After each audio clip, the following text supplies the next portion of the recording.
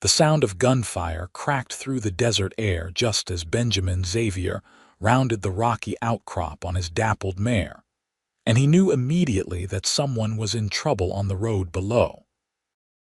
It was late August in 1873, and the New Mexico Territory sun beat down mercilessly on the dusty trail that wound its way toward Central City. Benjamin had been riding for 3 days straight, making his way back to his ranch after delivering a herd of cattle to the fort. His body ached, his throat was parched, and all he wanted was to get home, strip off his dusty clothes, and sleep for a week. But the sound of those shots changed everything. He spurred his horse forward, guiding her down the rocky slope toward the commotion. As he came around a stand of juniper trees, the scene unfolded before him like something from a dime novel. A stagecoach sat tilted at an awkward angle in the middle of the road, one wheel clearly broken. 4 men on horseback surrounded it, their faces covered with bandanas, their guns drawn. The driver lay slumped in his seat, blood staining his shirt, while the guard had apparently fled or been shot off the coach entirely. Benjamin's hand moved instinctively to the rifle at his side. He was outnumbered, but he had been in worse situations during his time as a scout for the army. More importantly, he could hear a woman screaming from inside the coach, and that sound cut through him like a knife. He dismounted quietly, tying his mare to a low branch where she would be out of the line of fire. Then he moved forward on foot, using the scattered boulders as cover. The bandits were too focused on their prize to notice him approaching. One of them had wrenched open the coach door and was trying to drag someone out. "Leave her alone." Another voice cried from inside the coach, elderly and quavering. "Shut up, old woman," the bandit snarled. "We just want the valuables. Hand over your jewelry and money and nobody else gets hurt. You already shot the driver." The younger woman's voice rang out, filled with fury rather than fear. "You are cowards and thieves, and I will see you all hang." Benjamin could not help but feel a spark of admiration for her spirit, even as he positioned himself behind a large boulder about 30 yards from the coach. He raised his rifle, took careful aim, and fired. The shot hit the dirt right between the front hooves of the nearest bandit's horse. The animal reared up in panic, throwing its rider to the ground. The other 3 bandits spun around, searching for the source of the shot. Benjamin fired again, this time hitting the hat clean off another man's head. "There's someone in the rocks," one of them shouted. "How many?" The apparent leader demanded. Benjamin decided to answer that question in his own way. He moved quickly to a different position and fired again, making it seem like there might be multiple shooters. The bandits were already spooked, their horses dancing nervously. When Benjamin's next shot pinged off a rock right next to the leader's stirrup, the man had apparently had enough. "This is not worth it," he shouted to his companions. "Let us get out of here." They wheeled their horses around and took off at a gallop, leaving their unseated companion to scramble to his feet and run after them on foot, shouting curses. Benjamin kept his rifle trained on them until they disappeared around a bend in the road, then waited another full minute to make sure they were not coming back. Finally, he stood and walked toward the stagecoach, his rifle still ready but pointed at the ground. As he approached, the door opened wider, and a woman stepped out into the sunlight. Benjamin stopped in his tracks, momentarily forgetting how to breathe. She was beautiful in a way that seemed almost impossible in this harsh landscape.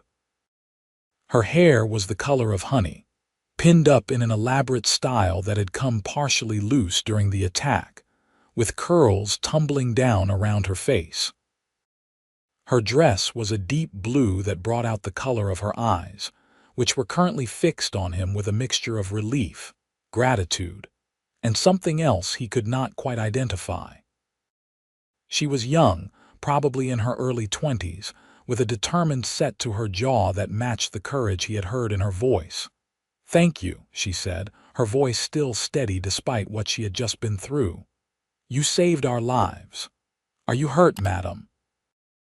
Benjamin asked, finding his voice at last. "No, I am fine, but the driver." She turned to look at the man slumped in his seat, and her composure cracked slightly.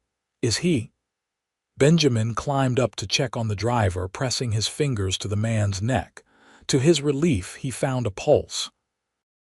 "He is alive. Looks like the bullet caught him in the shoulder. Painful, but not fatal if we can stop the bleeding and get him to a doctor." An elderly woman emerged from the coach, her gray hair disheveled and her face pale. "Oh, thank heavens. When those horrible men started shooting, I thought we were all done for." "Mrs. Hartley, please sit down before you faint," the younger woman said, guiding the older woman to a nearby rock.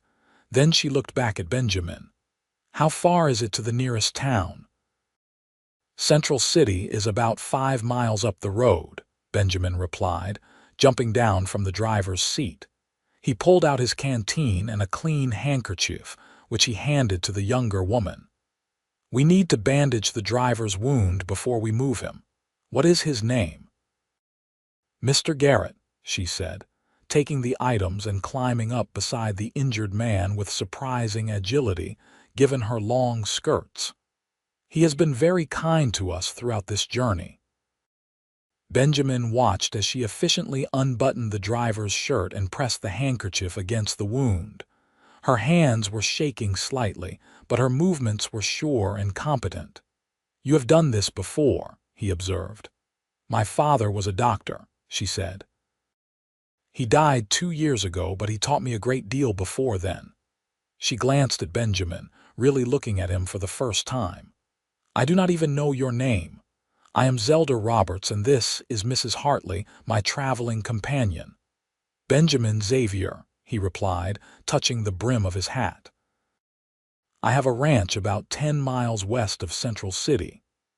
Something flickered across Zelda's face when he said his name, an expression he could not quite read. She turned back to her patient, tying off the makeshift bandage with perhaps more force than necessary. "Well, Mr. Xavier, would you be able to help us get Mr. Garrett and this stage coach to Central City? I am expected there, and I am already late." "The coach has a broken wheel," Benjamin said, examining the damage. "But I can ride ahead to town and bring back a wagon. Someone there can send the doctor back with me." "How long will that take?" Zelda asked, worry creasing her brow. 2 hours, maybe 3 round trip." Zelda looked at the sun, which was starting its descent toward the western horizon, then at the injured driver. "We should go with you, all of us. We can put Mr. Garrett on your horse and we can walk." "It is 5 miles in this heat," Benjamin pointed out. "I am aware of that, Mr. Xavier, but those bandits might come back, and I would rather be moving toward safety than sitting here waiting." She met his eyes with a level gaze that brooked no argument. Benjamin found himself nodding before he had fully thought it through. There was something about this woman that made it very difficult to say no to her. It took them the better part of an hour to get everyone organized. Benjamin helped Mr. Garrett down from the driver's seat and onto the mare, who stood patiently through the whole ordeal.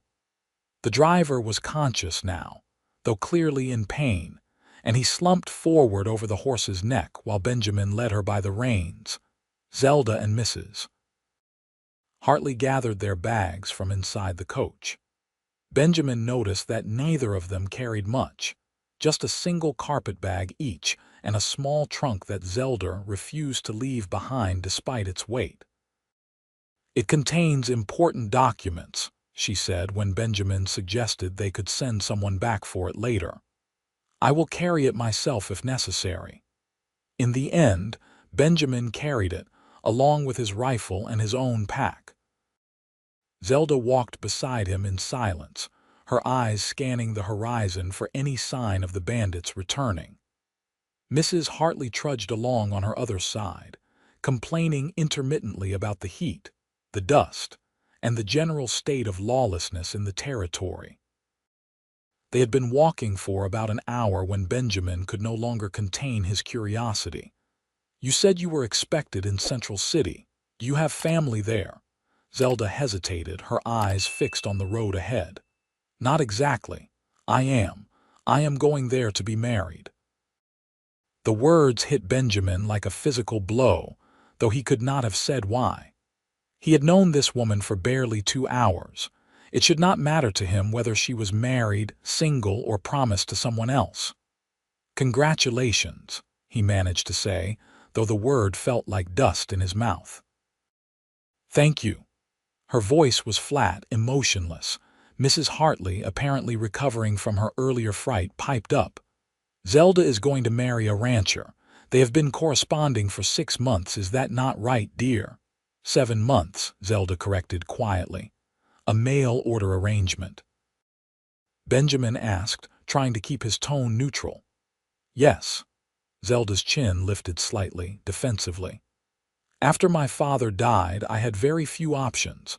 My uncle wanted me to marry his business partner, a man 3 times my age who already had buried 2 wives. When I refused, he made it clear I was no longer welcome in his home.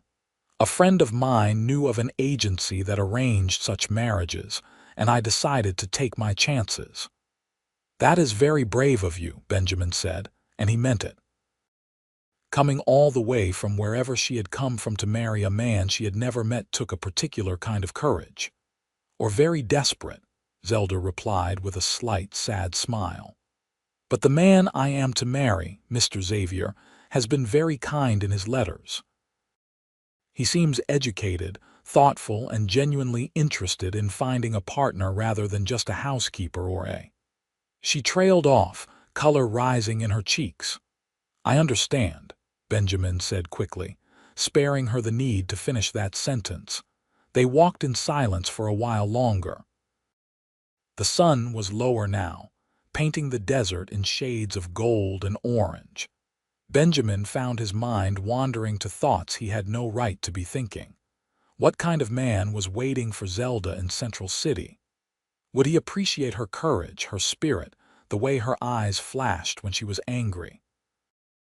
Would he notice the small things, like how she absently tucked a stray curl behind her ear when she was thinking, or how she had not complained once about the long walk despite the heat and her completely impractical shoes? Benjamin gave himself a mental shake. This was ridiculous. He needed to get these people to town, make sure Mr. Garrett got medical attention, and then go home to his ranch and forget all about Zelda Roberts and her blue eyes and her determined chin. Mr. Garrett moaned softly, and Benjamin stopped to check on him. The driver's face was pale and his breathing was shallow. They needed to move faster.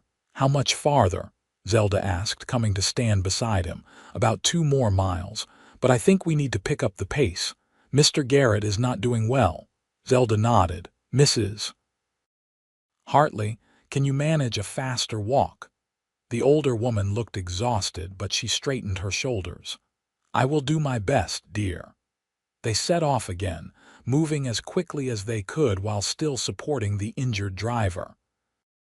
Benjamin kept glancing at Zelda, who had taken the trunk from him and was carrying it herself, her jaw set with determination. Sweat beaded on her forehead, and her elaborate hairstyle had completely given up, leaving her honey-colored hair falling loose around her shoulders, but she did not slow down or complain. By the time they finally saw the buildings of Central City rising from the desert ahead, the sun was touching the horizon. Benjamin had never been so relieved to see civilization. Several people came running out to meet them when they saw the injured man. "Get Doc Morrison," someone shouted. Willing hands helped Mr. Garrett down from the horse and carried him toward the doctor's office. Benjamin followed, leading his weary mare. Zelda and Mrs. Hartley trailed behind, both looking ready to collapse. The doctor, a grizzled man with spectacles and capable hands, took charge of Mr. Garrett immediately. Benjamin stood in the doorway of the office, watching as the doctor worked. Zelda had insisted on helping, and the doctor had allowed it after she demonstrated her knowledge of medicine. Mrs. Hartley had been taken to the hotel by a kind-faced woman who owned the establishment. That left Benjamin standing alone, watching Zelda work under the lamplight, her hands steady as she helped clean and properly bandage the driver's wound. "He will live," Doc Morrison announced at last. "Lost some blood, but the bullet went clean through. He will need to rest for a few weeks, but he should make a full recovery." Zelda sagged with relief, and Benjamin instinctively stepped forward to steady her. She looked up at him, and for a moment they just stood there, his hands on her arms, her face tilted up toward his. The lamplight caught the gold in her hair and made her eyes seem impossibly blue. "Thank you," she whispered, "for everything." "You did most of the work," Benjamin replied, his voice rougher than he intended. "I should go," Zelda said, but she did not move. "Mrs. Hartley will be worried, and I need to send word to Mr. Xavier that I have arrived." Benjamin's hands fell away from her arms as if burned. "Of course. The hotel is just down the street. I can show you." They walked through the darkening streets of Central City in silence. The town was small but prosperous, with a main street lined with shops, saloons, and a few official-looking buildings. The hotel was a two-story structure with a large porch and lights glowing welcomingly in the windows. At the door, Zelda turned to face him.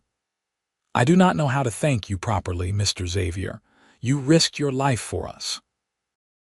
"Anyone would have done the same," Benjamin said, though they both knew that was not true. "Will I see you again?" Zelda asked, and there was something in her voice that made Benjamin's heart ache. "It is a small town," he said carefully. "I come in for supplies now and then." Zelda nodded, her eyes searching his face as if trying to memorize it. Then she turned and went inside, leaving Benjamin standing alone in the street, wondering why it felt like he had just lost something precious that he had never actually had. He led his horse to the livery stable, paid for a stall and some feed, and then walked to the saloon. He was not much of a drinking man, but tonight he felt like he needed something to take the edge off the strange, hollow feeling in his chest. The saloon was busy, filled with cowboys, miners, and townsmen. Benjamin found a spot at the bar and ordered a whiskey. He was halfway through his second glass when a man sidled up next to him.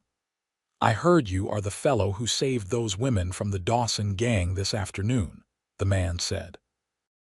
He was short and stocky, with a friendly face and a banker's clothes. "I just happened to be in the right place at the right time," Benjamin replied. "Still, that was brave work. The Dawson gang has been terrorizing these roads for months. The sheriff has been trying to catch them, but they are slippery." The man stuck out his hand. "Tom Brennan, I run the bank here in town." Benjamin shook his hand. "Benjamin Xavier." "Xavier," Tom's eyes widened. "The Xavier Ranch out west of here. That is right.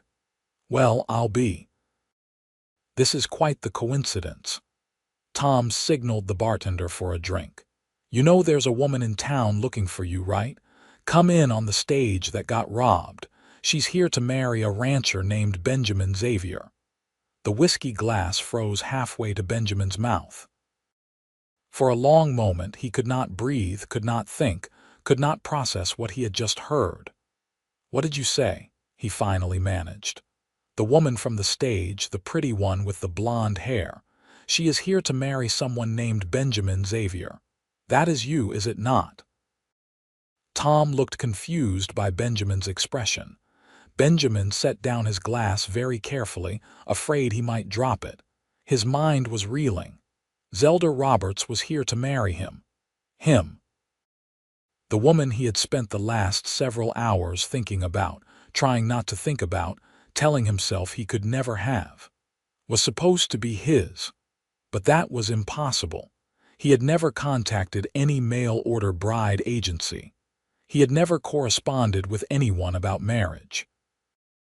He lived alone on his ranch and liked it that way, or at least he had convinced himself he did.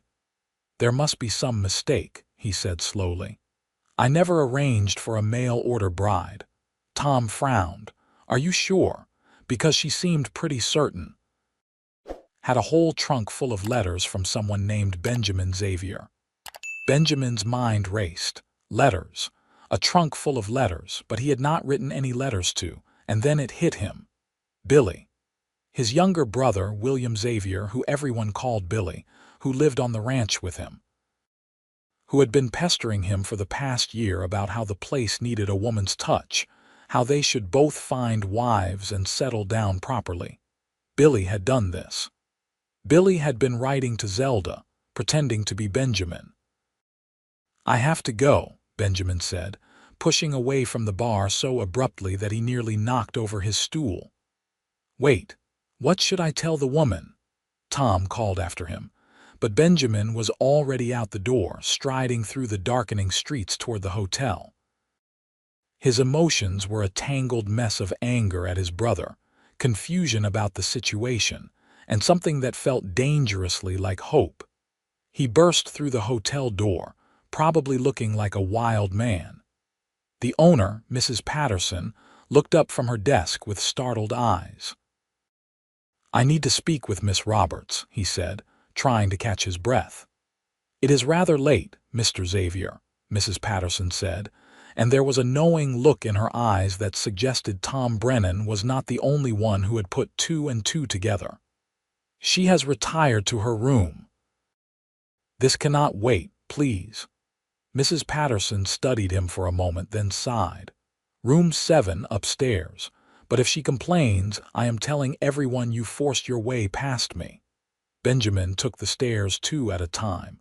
He found room 7 and knocked, probably harder than he should have. There was a long pause, and then Zelda's voice came from inside. Who is it? It is Benjamin Xavier. I need to talk to you. Another pause, longer this time. Then the door opened a crack and Zelda's face appeared in the gap.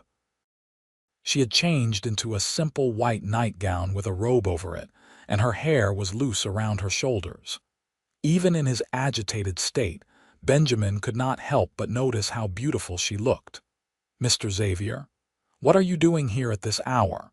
She looked confused and a little alarmed. I just found out, he said. About the letters, about the marriage arrangement. Zelda, I need you to know I did not write those letters. Her face went pale. What do you mean you did not write them? I have been corresponding with Benjamin Xavier for 7 months. I know, but it was not me. It was my brother. My younger brother Billy. He must have been using my name. The words were tumbling out now, fast and desperate. I did not know anything about this until about 5 minutes ago when Tom Brennan told me at the saloon. Zelda stared at him, and he watched as understanding, then hurt, then anger crossed her face in rapid succession. Your brother. You expect me to believe that your brother has been writing to me for 7 months, proposing marriage in your name, and you knew nothing about it. I know how it sounds, but it is the truth. Billy has been after me to find a wife, but I would never do something like this without. He stopped, realizing how his words might sound. I mean, not that you are not wonderful. You are amazing, but I would want to court someone properly, not just order a bride like a piece of furniture from a catalog. I see. Zelda's voice was ice cold. So you are saying that I have traveled all this way, given up everything I had, based on letters from someone who was lying to me from the very beginning. And now you, the man whose name I have been writing to, whose ranch I thought I would be mistress of, whose life I thought I would be sharing, you are telling me it was all a mistake. Zelda, please, do not call me that. She stepped back, and he could see tears glittering in her eyes. You have no right to use my first name, Mr. Xavier. We are strangers. We have always been strangers, even though I thought. She stopped, her voice breaking. What did you think? Benjamin asked softly. It does not matter what I thought. She started to close the door. Thank you for your honesty, however late it comes. I will make arrangements to return home in the morning. Wait. Benjamin put his hand on the door. You cannot go back. You said yourself you have nowhere to go back to. That is no longer your concern. Zelda, please just listen to me. He took a deep breath. I am angry at my brother for doing this without my knowledge. I am confused about this whole situation, but there is one thing I am not confused about. She looked up at him, wariness in her eyes. What is that?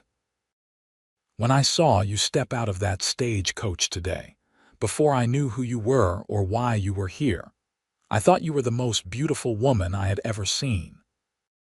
And then when we were walking to town, and you were so brave and strong and determined, I caught myself wishing I had the right to know you better. And then you told me you were here to marry someone, and I felt like I had been kicked in the chest, because I thought I would never have that chance. He met her eyes, willing her to believe him. And then I found out that you were supposed to be marrying me, and Zelda, I know this is all wrong and backwards and nothing like how it should be, but I cannot help feeling like maybe this is the luckiest day of my life. Zelda's lips parted in surprise, and for a moment she just stood there staring at him. A tear rolled down her cheek, and she wiped it away impatiently. You cannot just say things like that, she whispered. Why not? Because I have been writing to someone I thought was you for 7 months. I have shared my thoughts, my dreams, my fears with him. I have imagined what my life would be like with him. And now I find out that person does not exist, and you, the real Benjamin Xavier, you are standing here saying these things, and I do not know what is real anymore. Benjamin felt his heart break a little at the pain in her voice.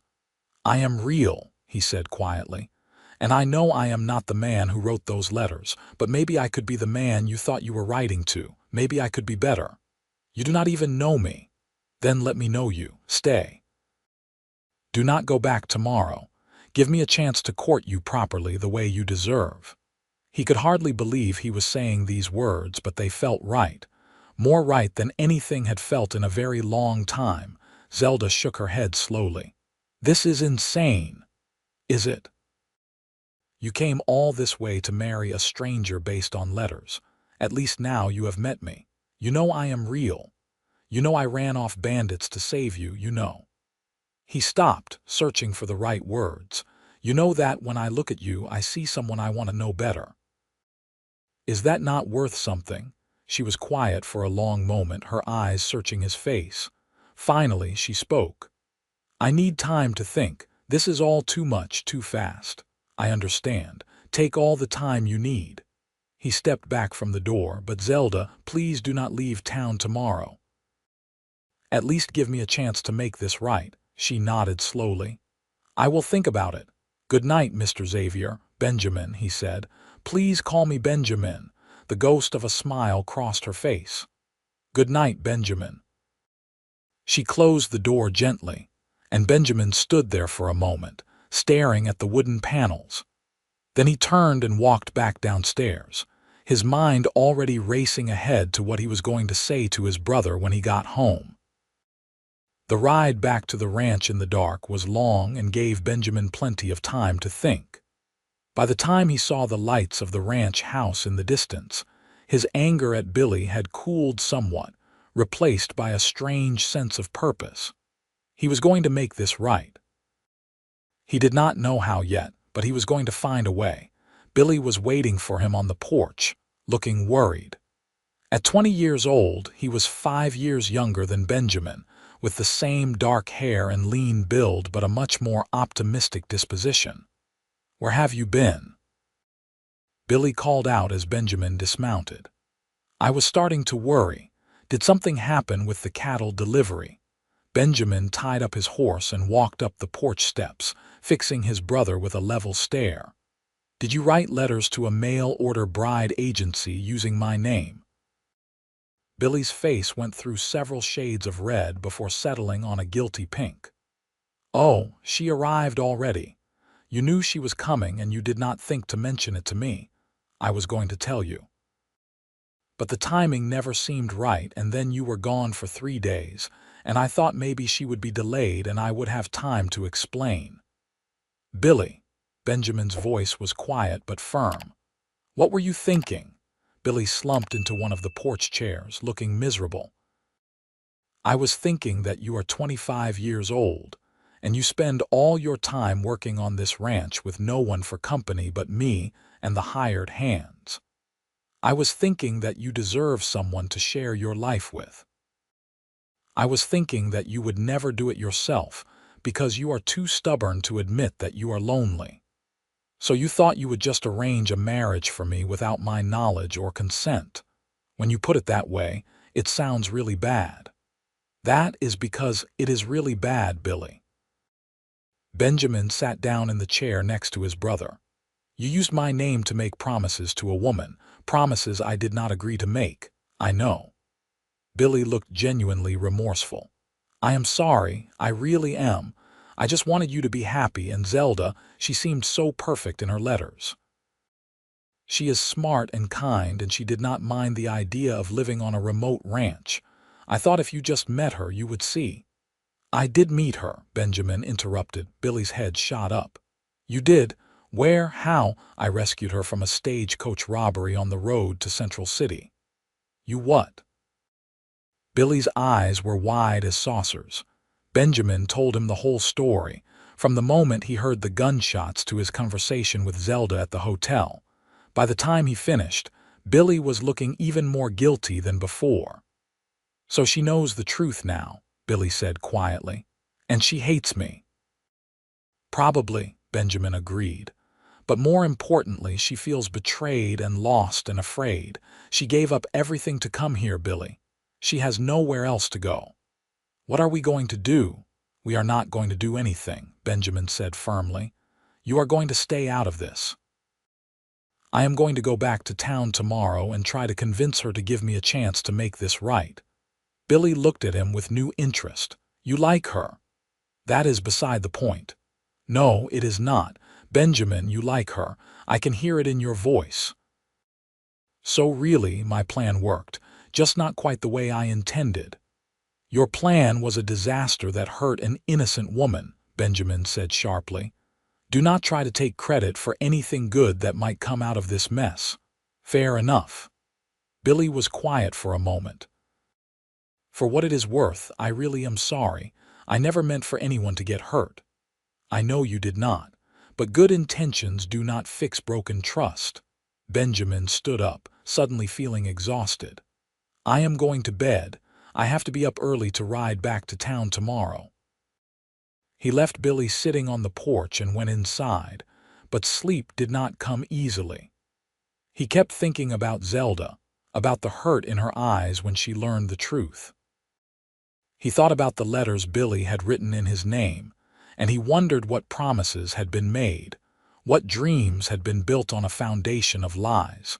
And he thought about his own words to her, spoken in desperation and honesty. He had meant every word. From the moment he saw her, something had shifted in his world, like a door opening onto a room he had not known existed. The next morning, Benjamin was up before dawn. He washed, shaved, and put on his best clothes, which admittedly were not very impressive. Ranch life did not require much in the way of fancy clothing. But he did his best, even managing to find a shirt without any visible stains or patches. Billy was already in the kitchen, making coffee. He handed Benjamin a cup without a word, and they stood in companionable silence as the sun rose outside the window. What are you going to say to her? Billy finally asked. I have no idea, Benjamin admitted. I have never courted a woman before. I do not know how to do this. Just be yourself. That is all you can do. Benjamin looked at his brother. Did you really tell her all those things about me in the letters? I told her about the ranch, about how we built it up from nothing after our parents died. I told her you were kind and hardworking and honest. I told her you liked to read, that you could play the guitar a little, that you had a good sense of humor when you let yourself relax." Billy smiled slightly. "I told her the truth about you, Benjamin. I just used your name to do it. That is the problem, though. She thinks she knows me, but she only knows the version of me that you wrote about. What if the real me is disappointing?" "Then she is not the right woman for you," Billy said simply. "But I do not think you will disappoint her. Just give her a chance to see who you really are." Benjamin nodded, finishing his coffee. He headed out to the barn to saddle his horse, but before he could mount up, Billy came running out. "Wait!" Billy thrust something into his hand. It was a bundle of letters tied with a ribbon. "These are all the letters Zelda wrote. I kept every one. I think you should read them before you see her, so you know what she told me, what she shared. It is only fair." Benjamin looked down at the bundle, then at his brother. "Thank you." The ride to Central City seemed both endless and far too short. Benjamin used the time to read through the letters, and with each one, he felt himself falling a little more for the woman who had written them. Zelda wrote about her father, a country doctor who had taught her to see the good in people and to help wherever she could. She wrote about losing him to a fever, about the loneliness that followed. She wrote about her uncle's cruelty, about feeling trapped and powerless, but she also wrote about her hopes and dreams. She wanted a partnership, a true marriage of equals. She wanted children someday, a family of her own. She wanted to use her medical knowledge to help people, even in small ways. She wanted a life filled with purpose and meaning and, if possible, love. She wrote honestly about her fears too. She was afraid that she was making a terrible mistake. She was afraid that she would arrive in New Mexico territory and discover that the man she had been writing to was nothing like his letters. She was afraid of being alone. By the time Benjamin reached Central City, he felt like he understood Zelda Roberts in a way that went beyond their brief acquaintance. And he was more determined than ever to prove to her that she had not made a mistake in coming here. He went straight to the hotel, but Mrs. Patterson informed him that Zelda had gone to the doctor's office to check on Mr. Garrett. Benjamin found her there, changing the driver's bandages with practiced efficiency while Doc Morrison looked on approvingly. "You have a real gift for this," the doctor was saying. "If you ever want a job as my assistant, the position is yours." Zelda smiled, but it did not reach her eyes. "Thank you, doctor. I will keep that in mind." She looked up and saw Benjamin standing in the doorway. Her smile faded, replaced by a guarded expression. "Mr. Xavier? Miss Roberts? Could I speak with you for a moment?" She finished tying off the bandage and washed her hands in the basin. "I will be back to check on you later, Mr. Garrett." The driver, looking much better than he had the day before, nodded. "Thank you, Miss Roberts. And thank you again, Mr. Xavier, for saving us." Outside, the morning sun was already hot, promising another scorching day. Zelda walked a few steps away from the doctor's office, then turned to face Benjamin. "I have been thinking about what you said last night," she began. "I have been thinking too," Benjamin interrupted. "I read your letters, all of them." Zelda's eyes widened. "Billy kept them, every one. And Zelda, I need you to know something. Everything you wrote about what you wanted, what you hoped for in a marriage, in a partner, I want those things too. I might not have known it before, but reading your words, I realized that I have been waiting for someone like you without even knowing it." "How can you say that? You do not know me. Those letters, they were meant for someone else. They were meant for Benjamin Xavier. I am Benjamin Xavier." He took a step closer to her. "I know this is not how you imagined things would be. I know my brother lied to you, and you have every right to be angry about that. But please, do not punish us both for his mistake." "What are you asking me, Benjamin?" Her voice was softer now, uncertain. "I am asking you to stay. I am asking you to give me a chance to court you properly. No more letters, no more pretending. Just you and me getting to know each other. And if after a few weeks or months you decide that I am not the man you want to marry, I will pay for your passage to wherever you want to go. No questions asked. Zelda studied his face for a long moment. And what happens in the meantime? I cannot just stay in the hotel indefinitely. I have very little money left after the journey here. Doc Morrison just offered you a job, Benjamin pointed out. And I am sure Mrs. Patterson would be happy to work out an arrangement for room and board in exchange for helping around the hotel. This is a small town, Zelda. People help each other here. You make it sound so simple. Maybe it is. Maybe we are the ones making it complicated. He reached out and gently took her hand.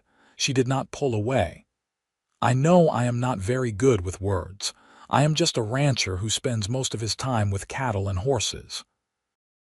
But I promise you this. If you give me a chance, I will do everything in my power to make you happy. I will be honest with you always. I will respect you and listen to you and value your opinions. And I will never, ever take for granted the courage it took for you to come all this way. Zelda's eyes were shining with unshed tears. You are better with words than you think. Is that a yes? She laughed, a sound that was half sob. I must be completely insane. But yes, Benjamin Xavier, I will stay. I will give you a chance to court me properly. Benjamin felt like his heart might burst out of his chest. Without thinking, he pulled her into a hug, and after a moment's hesitation, she hugged him back. She fit perfectly against him, her head tucked under his chin, and he thought he could happily stand there holding her for the rest of the day. But they were standing in the middle of the main street of Central City, and people were starting to stare and whisper. Zelda pulled back, her cheeks flushed pink. I should go talk to Mrs. Patterson about that arrangement, she said. And I need to send a telegram to Mrs. Hartley's family letting them know she is safe. She was just accompanying me on the journey, and she wants to continue on to visit her daughter in Santa Fe. I can help with that, Benjamin offered. And then maybe, if you are not too busy, we could have lunch together. There is a restaurant that makes a decent stew. Zelda smiled, and this time it reached her eyes. I would like that. They spent the rest of the morning taking care of practical matters. Mrs. Patterson was indeed happy to let Zelda work in exchange for room and board, especially once she heard the full story. Doc Morrison was thrilled to have an assistant with actual medical training. Mrs. Hartley, after initially being shocked by the revelation about the letters, gave Zelda her blessing and promised to keep her informed of her journey. By the time Benjamin and Zelda sat down for lunch at the restaurant, word had spread through the town about the situation. Several people stopped by their table to welcome Zelda to Central City and to congratulate Benjamin on his upcoming courtship. Small towns had no secrets. This is mortifying, Zelda murmured after the fifth person had wished them well. Everyone knows our business. That is life in a small town, Benjamin said with a sympathetic smile. But it has its advantages too. You will never lack for help or friendship here. They talked for hours, long after they had finished their food. Benjamin told her about growing up on the ranch, about losing his parents to influenza when he was 18, and Billy was 13. He told her about the hard years of building up the herd and the ranch, about the droughts and the harsh winters, and the constant struggle to make a living from the unforgiving land. But he also told her about the good things. The satisfaction of seeing newborn calves in the spring, the beauty of the desert sunset, the pride of knowing he had built something lasting with his own 2 hands. Zelda talked about her childhood as a doctor's daughter, about learning to read medical texts before she could properly read novels. She talked about the joy of helping her father treat patients, about the satisfaction of seeing someone recover because of their care. I miss it, she admitted. After my father died, my uncle forbade me from practicing any kind of medicine. He said it was not appropriate for a lady of my station. Your uncle sounds like a fool, Benjamin said bluntly. Zelda laughed. He is.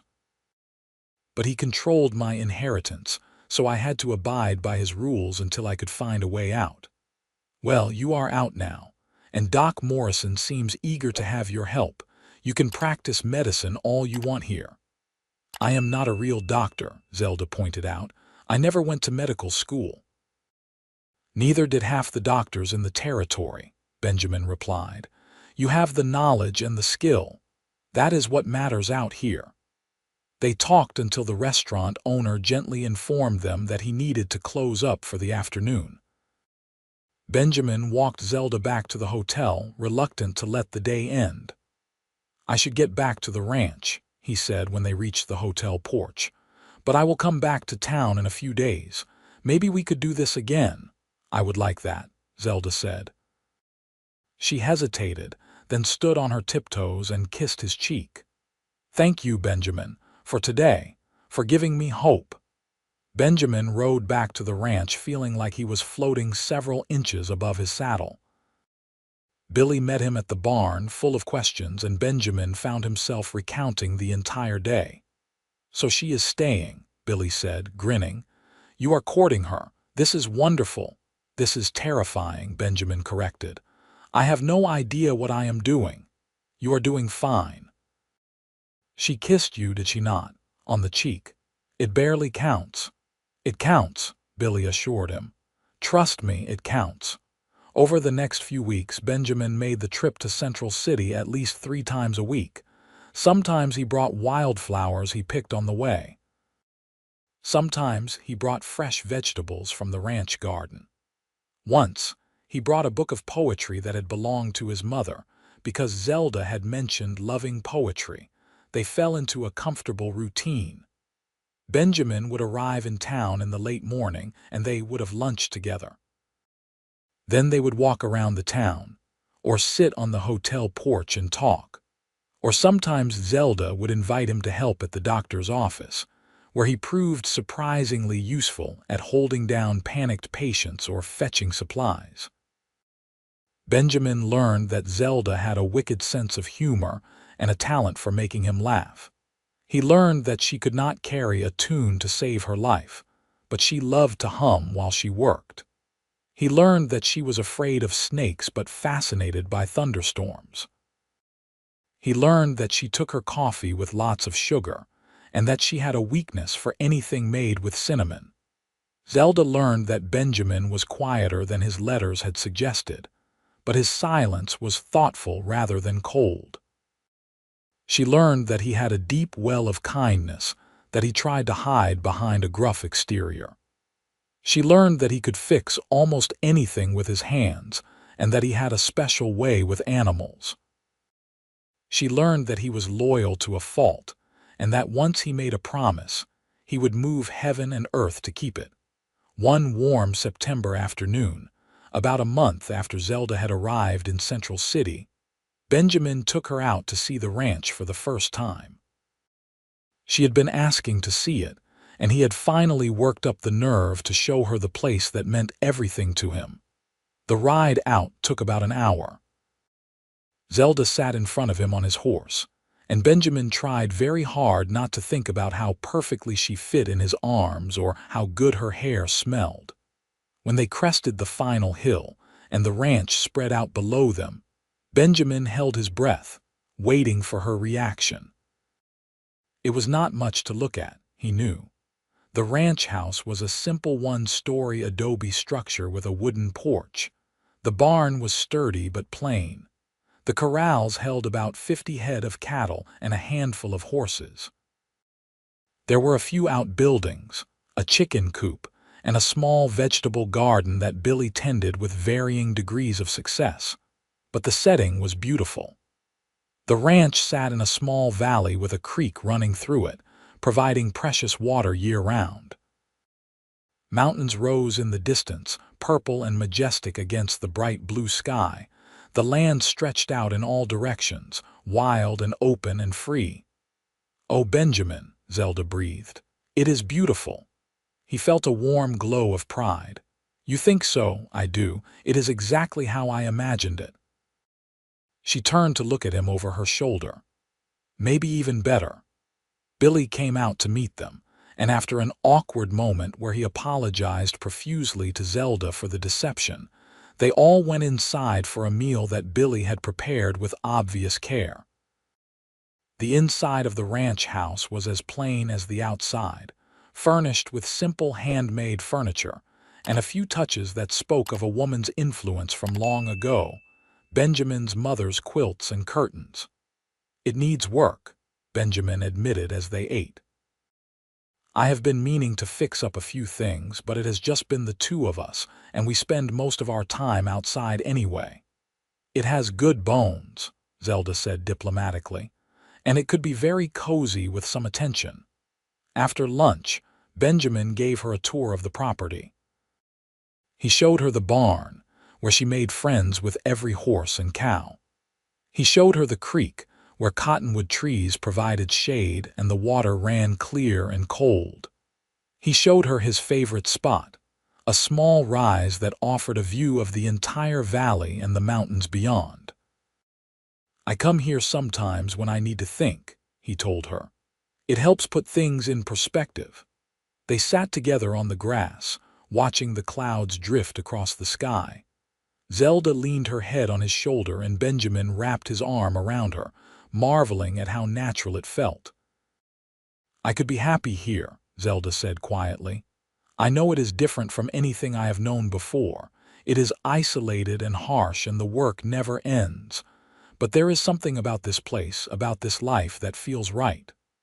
"What about Central City?" Benjamin asked.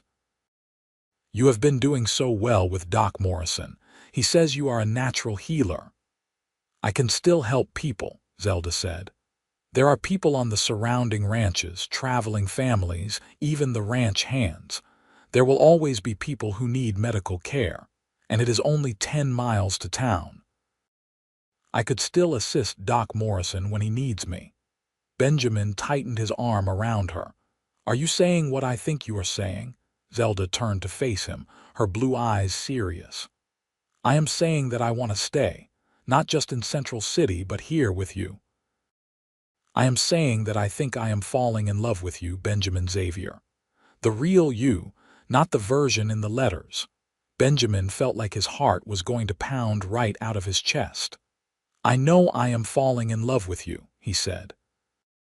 "I have been fighting it, telling myself it was too soon, that I should wait. But Zelda, I have never felt this way about anyone. When I am with you, everything makes sense. When I am apart from you, all I can think about is when I will see you again." "Then why are we waiting?" Zelda asked. "I came here to marry you. The reason might have been based on a misunderstanding, but the result is the same. I am here, you are here.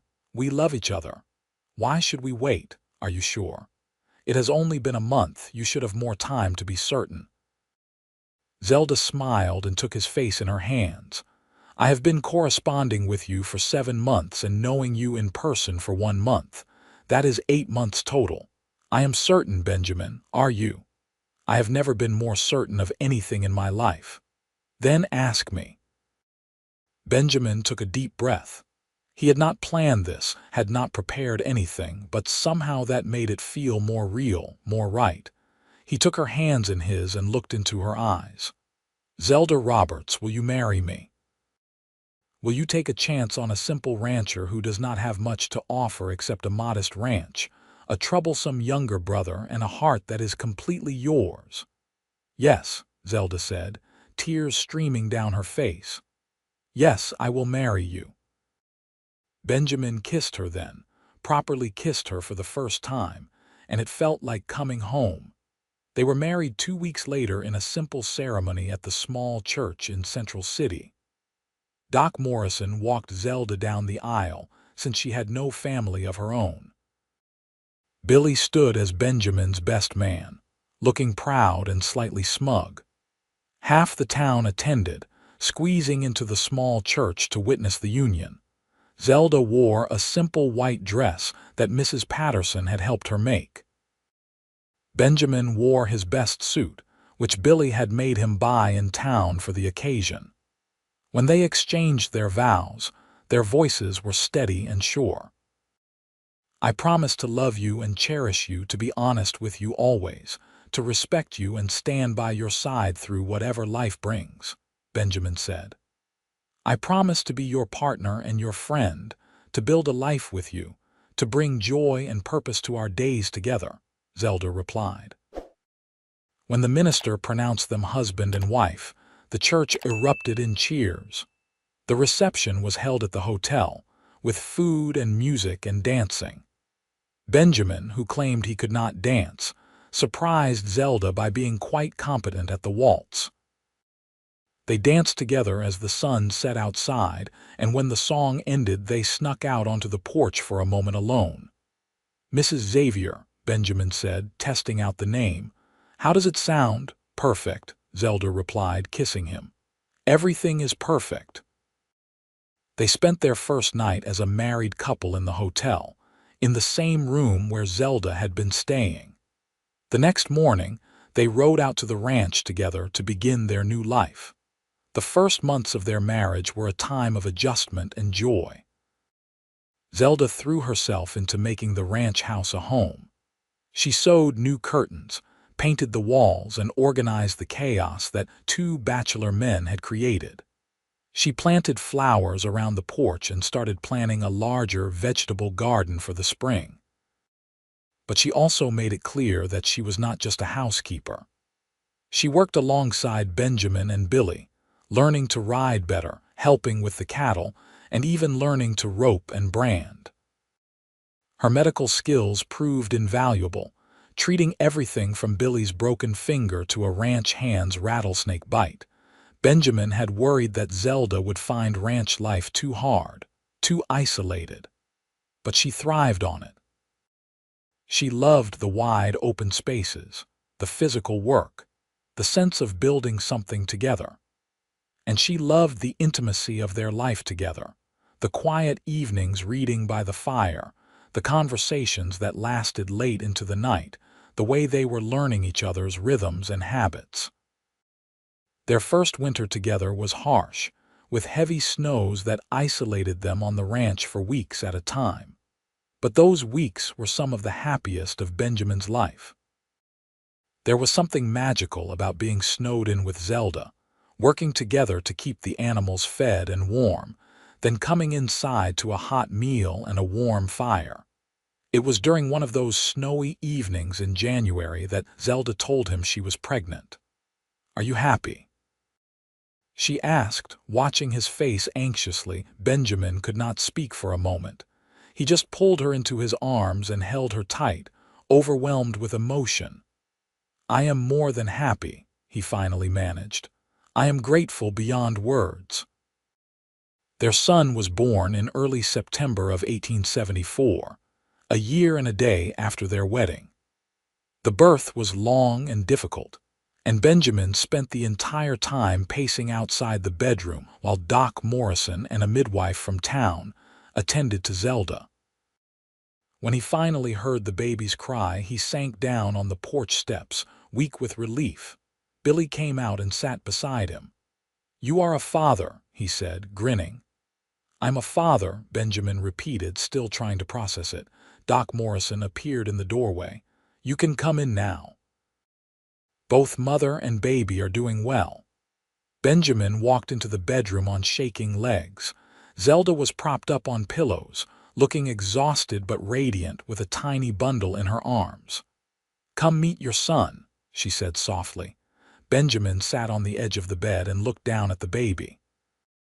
He was tiny and red-faced, with a shock of dark hair and his eyes squeezed shut against the light. "He is perfect," Benjamin whispered. "You are perfect. Thank you, Zelda. Thank you for this gift." They named him Jacob after Benjamin's father. He was a healthy, happy baby who rarely cried and seemed to enjoy the constant activity of the ranch. Zelda balanced motherhood and ranch work with the same competence she brought to everything, never complaining about the sleepless nights or the endless demands on her time. Billy was a devoted uncle, spending hours playing with the baby and helping Zelda with whatever she needed. Watching his brother with Jacob, Benjamin was reminded that Billy's interference, however misguided, had ultimately brought him the greatest happiness he had ever known. He had long since forgiven his brother, and now he found himself almost grateful for the deception that had brought Zelda into his life. As Jacob grew from a baby into a toddler, the ranch prospered. Benjamin expanded the herd, built a new barn, and even hired 2 permanent ranch hands. Zelda continued to provide medical care to the surrounding community, gaining a reputation as a skilled healer. People would ride for miles to seek her help, and she never turned anyone away. When Jacob was 3, Zelda became pregnant again. This time, the pregnancy was easier, and their daughter was born on a beautiful spring morning in 1878. They named her Catherine after Zelda's mother. Catherine was different from Jacob in every way. Where he was calm and serious, she was wild and impulsive. Where he was content to sit and watch the world, she was constantly in motion. Benjamin adored both his children, marveling at how they could be so different and yet so perfect. Life settled into a comfortable rhythm. The children grew, the ranch prospered, and Benjamin and Zelda's love deepened with each passing year. They had their challenges, of course. There were droughts that threatened their livelihood, illnesses that tested their strength, and the normal conflicts that arose in any marriage. But they faced everything together, and their bond only grew stronger. One evening in the summer of 1882, when Jacob was 8 and Catherine was 4, the family sat together on the porch watching the sunset. Billy had moved to town the year before, having met and married a schoolteacher named Sarah. He was expecting his first child any day now. Jacob was reading a book, already showing signs of his mother's intelligence and his father's quiet thoughtfulness. Catherine was trying to catch fireflies, her laughter ringing out in the gathering dusk. You ever think about how different your life would have been if Billy had not written those letters? Zelda asked Benjamin, leaning against his shoulder. Benjamin wrapped his arm around her. Sometimes. I probably would have stayed a lonely bachelor, growing old on this ranch with nothing but cattle for company. I would have been married to my uncle's business partner, miserable and trapped, Zelda said with a shudder. Or maybe I would have found some other way out. Become a governess or a teacher. But we would never have met, Benjamin said. No, we would not have.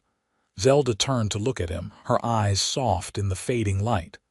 I used to be angry at Billy for the deception. But now I think maybe some things are meant to be, even if they come about in unexpected ways. I think you are right, Benjamin said, kissing the top of her head. I think we were meant to find each other one way or another. Catherine came running up to the porch, her hands cupped around a firefly. Look, Papa, I caught one. Very good, Benjamin said, admiring the insect glowing between her small fingers. Now let it go so it can fly free. Catherine opened her hands, and they all watched as the firefly rose into the air, blinking its light as it flew away into the darkness. It is free now, Catherine said with satisfaction. Just like Mama says we should all be. Benjamin and Zelda exchanged a smile. Their daughter had been listening to her mother's stories about choosing freedom over security, about taking control of your own destiny. That is right, sweetheart, Zelda said. Everyone should be free to choose their own path. And we are lucky, Benjamin added, that your mother's path led her to us. As the stars began to appear overhead, Benjamin reflected on the journey that had brought them to this moment. A stagecoach robbery, a case of mistaken identity, letters written in deception that had somehow led to a truth deeper than any of them could have imagined. He thought about that day 8 years ago when he had heard gunshots on a desert road and decided to intervene. He thought about Zelda stepping out of that stagecoach, brave and beautiful even in crisis. He thought about the moment he learned she was supposed to be his bride, and the terror and hope that had filled his heart. Every choice, every accident, every twist of fate had led them here, to this porch, to this family, to this life they had built together. Years continued to pass in peaceful succession. The children grew strong and healthy. Jacob showed an aptitude for ranching and a gentle way with animals that reminded everyone of his father. Catherine developed her mother's sharp mind and her determination to help others. By the time she was 10, she was already assisting Zelda with medical cases, learning to stitch wounds and mix remedies. Benjamin's hair began to show touches of gray at the temples, making Zelda tease him about becoming a distinguished older gentleman. Zelda herself remained as beautiful as ever to Benjamin's eyes, though she laughed at him when he said so, pointing out the lines around her eyes and the silver threads in her honey-colored hair. "Those are marks of a life well lived," Benjamin told her. "Every line tells a story of laughter or thought. Every gray hair represents a challenge overcome. You are more beautiful to me now than the day I first saw you." "Flatterer," Zelda said, but she kissed him anyway. The ranch continued to grow and prosper.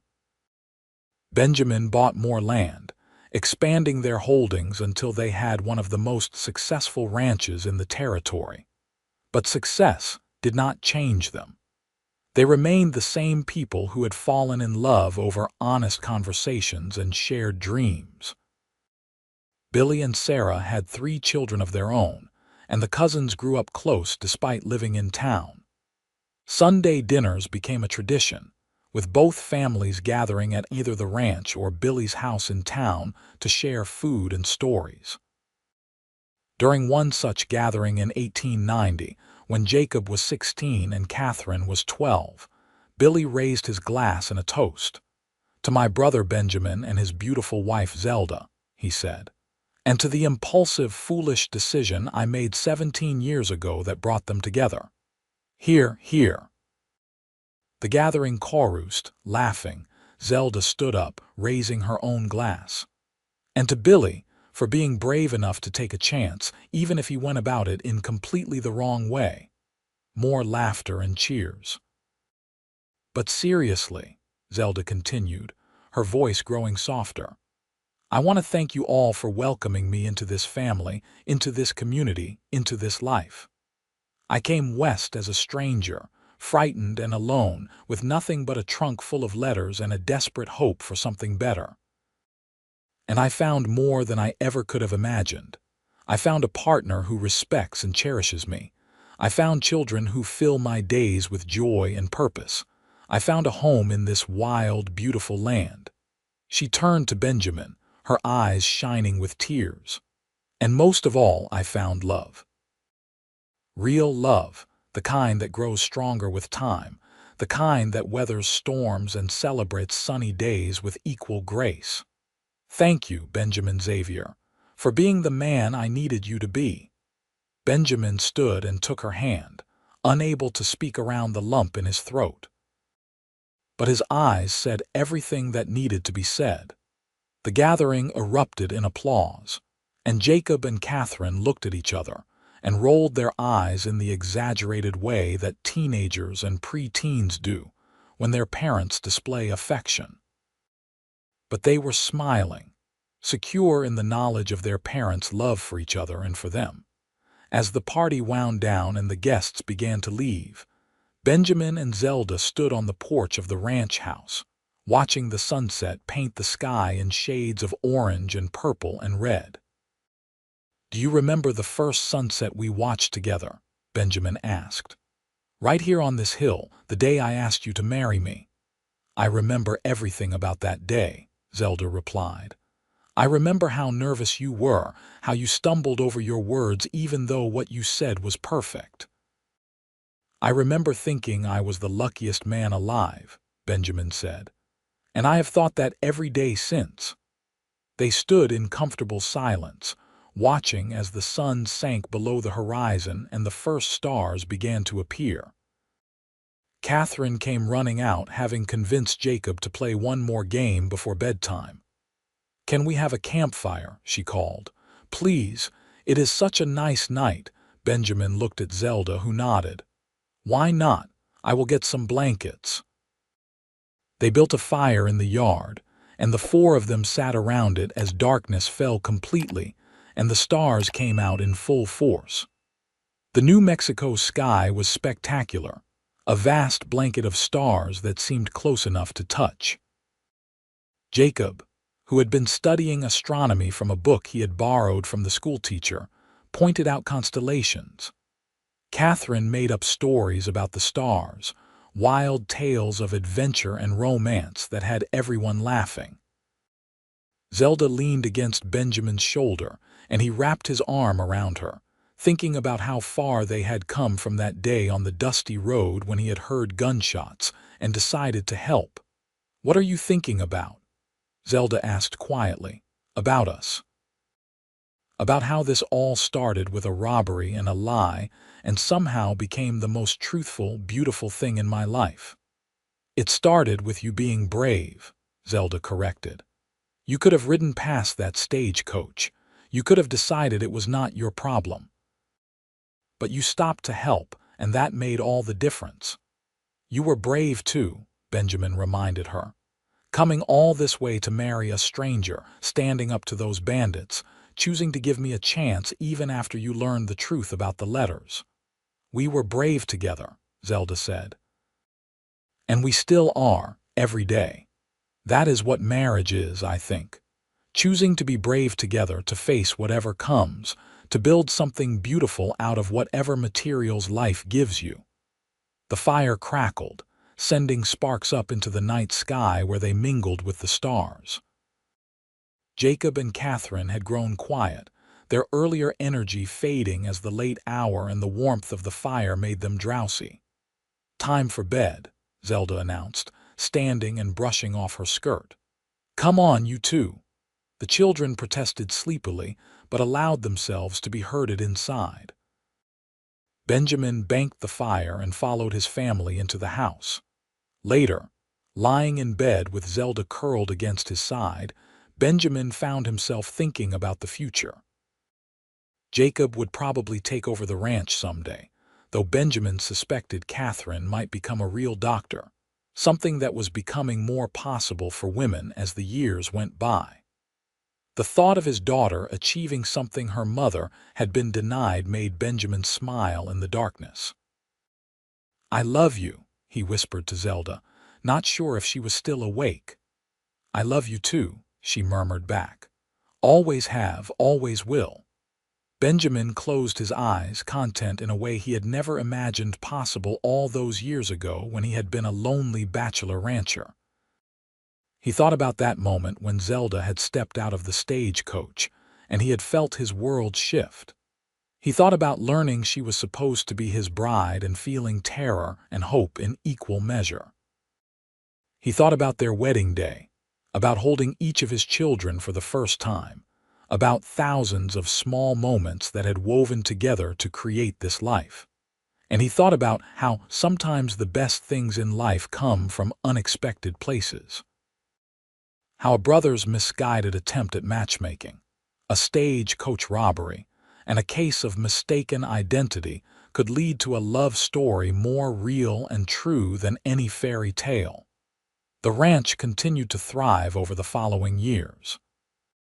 As the 19th century drew to a close, Benjamin and Zelda found themselves becoming pillars of their community. Benjamin served on the town council, helping to make decisions about Central City's future. Zelda became the unofficial doctor for the entire region, finally receiving recognition for her skills when Doc Morrison retired and recommended her as his replacement. Despite the prejudices some people still held about women in medicine.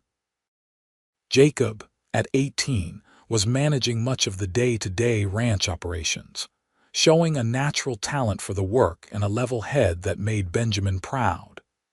He had his eye on a girl in town, the daughter of the general store owner, and Benjamin suspected a wedding announcement would come soon. Catherine, at 14, was already talking about going east to a women's medical college. The idea terrified Benjamin, but Zelda encouraged it, knowing her daughter had the same drive to heal that she herself had possessed.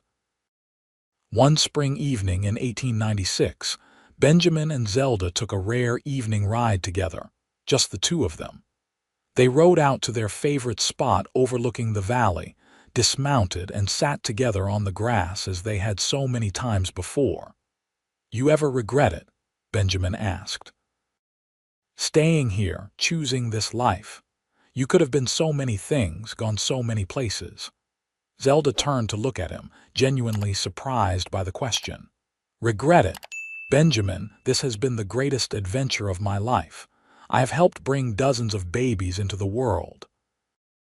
I have saved lives, eased suffering, made a real difference in people's lives. I have raised two incredible children with a man I love more with each passing year. I have built a home in a place I never knew existed before I came here." She took his hand. "I have no regrets, not one, do you?" "Only that I did not write those letters myself," Benjamin said. "That I was not brave enough to reach out and look for love on my own. I got lucky because my brother was braver than I was." "You were brave when it mattered," Zelda reminded him. "You were brave when you rode toward gunfire to save strangers. You were brave when you told me the truth about the letters. You were brave when you asked me to stay, to give you a chance. That is the bravery that matters, Benjamin. Not the kind that writes letters, but the kind that acts when action is needed." They sat in silence for a while, watching the sunset paint the sky in familiar, brilliant colors. Benjamin thought about the passage of time, about how quickly the years had flown by, about how grateful he was for every single one. "I am getting old," he said. "Gray hair, creaking joints, needing spectacles to read." "We are getting old together," Zelda corrected. "And I cannot think of anything I would rather do. Even when I am a grumpy old man who yells at the cattle for no reason, especially then, I will be a grumpy old woman who yells at patients who do not follow my medical advice. We will be grumpy together." Benjamin laughed and pulled her close. "Sounds perfect." As the sun set and the stars began to appear, they rode back to the ranch house, where warm lights glowed in the windows and their children waited. It was a scene they had lived 1,000 times before, and one Benjamin hoped they would live 1,000 times more. The years that followed brought the changes that time always brings. Jacob married his sweetheart and brought her to live at the ranch, where she proved to be as capable and kind as Zelda had hoped. Catherine left for medical school in Boston, breaking Benjamin's heart even as he swelled with pride.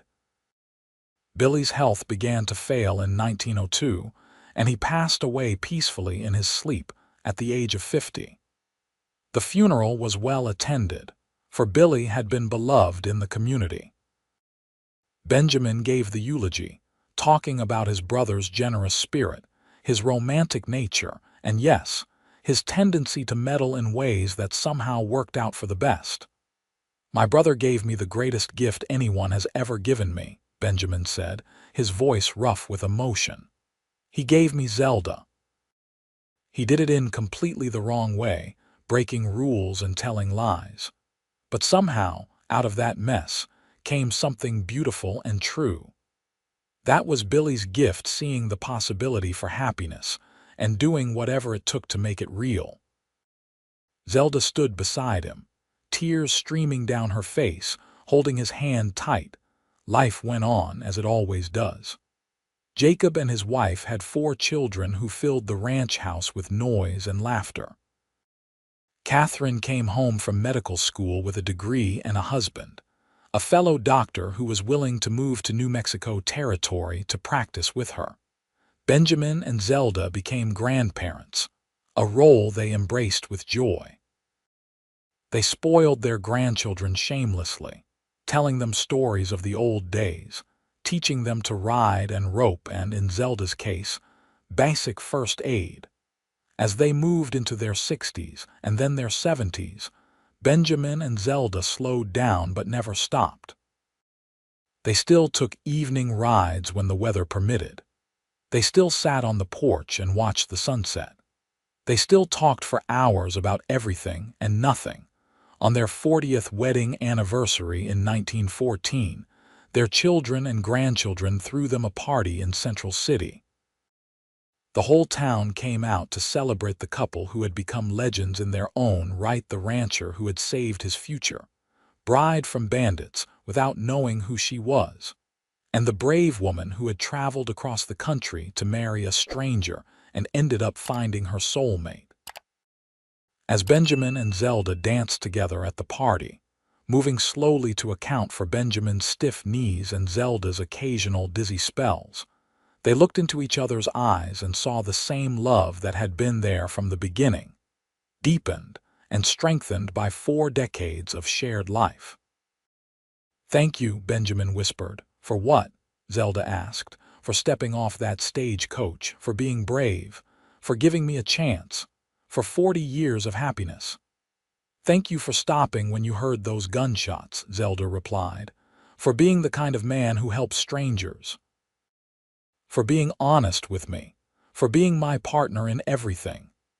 They kissed, and their grandchildren made exaggerated sounds of disgust while their children smiled with tears in their eyes. The years continued to pass, gentle and sweet. Benjamin's hair turned completely white, and he needed a cane to walk long distances. Zelda's hands developed arthritis that made medical work difficult, though she still consulted on difficult cases and trained younger doctors. They spent more and more time sitting on the porch, holding hands and watching the world go by. Sometimes they talked about the old days, the stagecoach robbery, their courtship, the early years of their marriage. Sometimes they talked about the present, the grandchildren's antics, the state of the ranch, the latest news from town.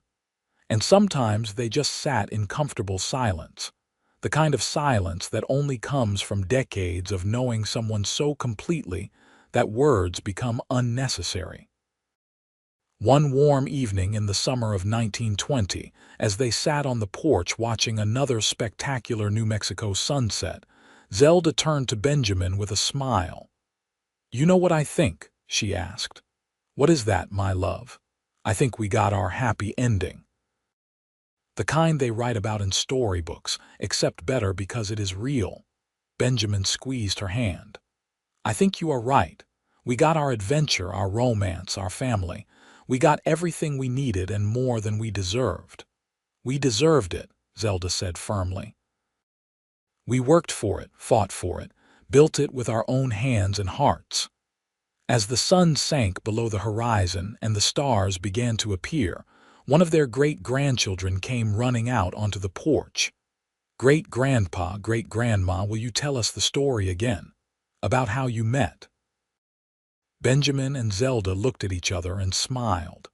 They had told this story hundreds of times, but it never got old.